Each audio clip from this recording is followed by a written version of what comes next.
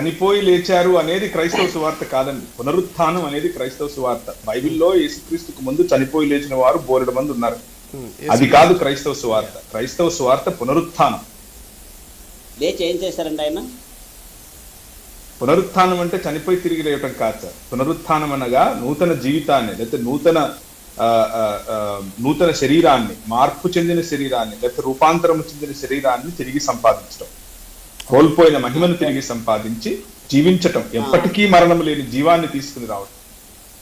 So కొంచెం దాసపైల గారు కొంచెం నూతన నిబంధన గ్రంథంలో ఉన్నటువంటి ఇవి చాలా ప్రాథమికమైనటువంటి అంశాలు. ఈ ప్రాథమికమైన అంశాలను ఒక్కసారి మీరు తరచుకోవాలని ఆశిస్తున్నాను. దయచేసి చూడండి, ఇవి చాలా చాలా ప్రాథమికమైనటువంటి అంశాలు. చూద్దామండి దాన్ని. ఎందుకు మీకు అక్కర్లేదు, మీరు చెప్పిందే నేను నమ్ముతానండి. పునరుత్థానం అని అన్నారు మీరు. లేచి ఆయన ఏం చేశారు? ఆయన లేవటమే ఆయన సాధించినటువంటి విజయం అండి, మరణాన్ని జయించటం. కానీ ఆయన లేచి ఏం చేశాడు అంటే తన శిష్యులను పిలిచాడు.